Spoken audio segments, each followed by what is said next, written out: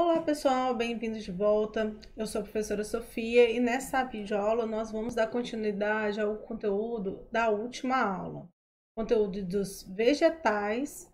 Agora nós vamos ver as gimnospermas e as angiospermas. Vamos lá? Gimnospermas e angiospermas são chamadas de plantas superiores porque elas apresentam semente como parte do processo de reprodução. As gimnospermas apresentam sementes nuas, ou seja, sem a cobertura de um fruto que o proteja. Já as angiospermas apresentam um fruto que protege a semente, e isso se deve ao fato delas apresentarem flores. As gimnospermas são características de clima frio, então elas são muito bem encontradas no hemisfério norte, lá nas florestas de coníferas, são os pinheiros, né? E aqui no hemisfério sul a gente encontra na mata de araucárias, que também fica bem na região sul do Brasil. Alguns exemplos de gimnospermas são sequoias, que estão entre as maiores árvores do planeta. Olha essa imagem aí, que bonita. Um homenzinho pequenininho lá aparecendo entre elas. Sagu de jardim ou sica, ciprestes, as árvores de Natal, enfim, todas essas árvores com formato cônico. A reprodução das gimnospermas se dá através do estróbilo ou cone. O estróbilo masculino produz o anterozoide e o estróbilo feminino produz a oosfera. Vamos relembrar? Entre os animais, o gameta masculino se chama espermatozoide e o gameta feminino se chama óvulo.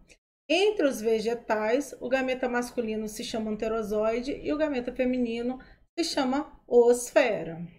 O gameta masculino é levado de uma planta até a outra, ou de um cone até o outro cone dentro da mesma planta, sempre protegido pelo grão de pólen. Então aqui a gente já fala em processo de polinização, que a gente não tinha visto antes nas briófitas e nas pteridófitas. E esse fator foi muito importante para a colonização do ambiente terrestre, porque o pólen agora já consegue ser carregado pelo vento. Lá entre as briófitas e as pteridófitas, a gente viu que todo o processo de reprodução dependia diretamente da presença de água. Observe essa imagem, onde um cone masculino libera os grãos de pólen que vão chegar até o cone feminino.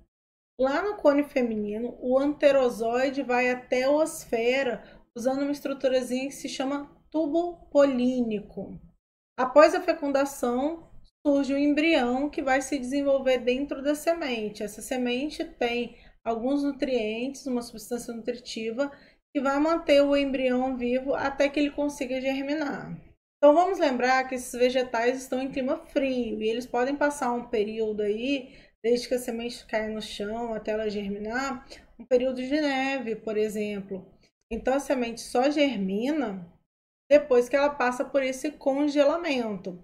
E a isso nós damos o nome de dormência, que é uma fase de proteção da semente para que ela não germine enquanto tem lá uma camada de neve sobre ela, sobre o solo, porque senão a plantinha vai morrer, né?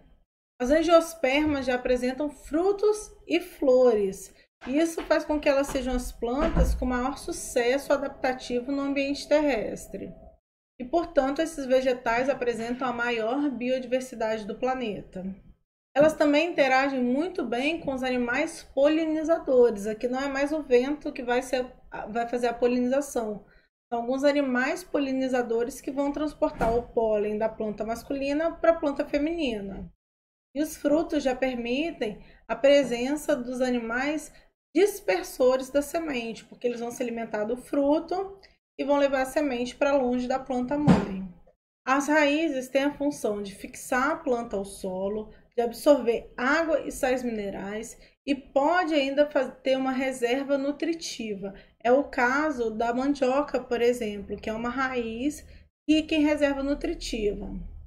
Então, mesmo que a planta seja cortada, que suas folhas sejam retiradas e que ela não tenha mais a possibilidade de fazer fotossíntese durante o período, ela continua se mantendo viva por causa dessas reservas nutritivas, até que ela possa desenvolver novas folhas.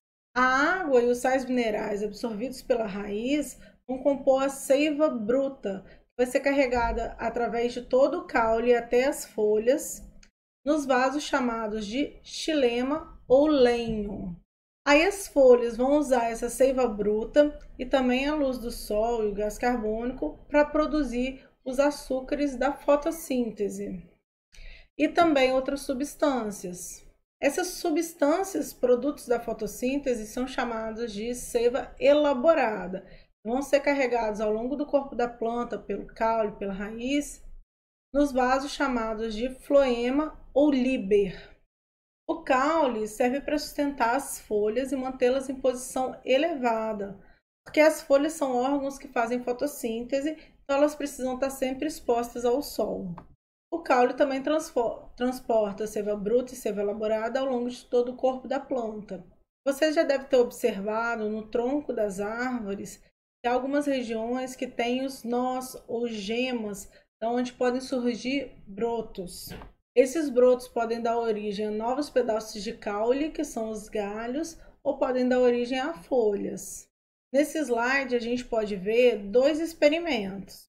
Um deles em que uma plantinha foi colocada assim na horizontal, e aí o caule cresceu para cima e a raiz cresceu para baixo. Para o caule se orientar, ele utiliza a gravidade. E a gente diz que ele tem geotropismo negativo, ou seja, ele vai crescer contra a terra. E a raiz tem geotropismo positivo, ou seja, ela vai crescer em direção à terra. E do lado a gente vê uma plantinha que foi colocada próximo a uma janela e as folhas estão crescendo no sentido da luz. Isso é fototropismo positivo das folhas, porque elas vão sempre em busca da luz. Esse é um corte de uma folha, onde a gente consegue observar as células que estão dentro dela. Na superfície externa da folha, a gente vê uma camadinha de cutícula. Vamos lembrar lá que as briófitas não apresentam cutícula. Já as pteridófitas, gimnospermas e angiospermas apresentam. E a cutícula ela é uma substância impermeabilizante que protege a superfície da folha para evitar perda de água para o ambiente. Isso faz com que a planta consiga sobreviver longe de ambientes muito úmidos. Ela já consegue viver em ambientes mais secos. Todas as células apresentam esses pigmentos verdinhos que são o cloroplasto, onde está localizada a clorofila, que é de fato responsável pela fotossíntese. E aqui a gente também consegue ver coloridinho aí os vasos do líber e do lenho. A maioria das plantas apresenta reprodução assexuada por brotamento. Mas agora a gente vai falar da reprodução sexuada. As angiospermas apresentam uma estrutura completamente especializada no processo de reprodução, que é a flor. Tem plantas que apresentam somente flores femininas e outro indivíduo com flores somente masculinas.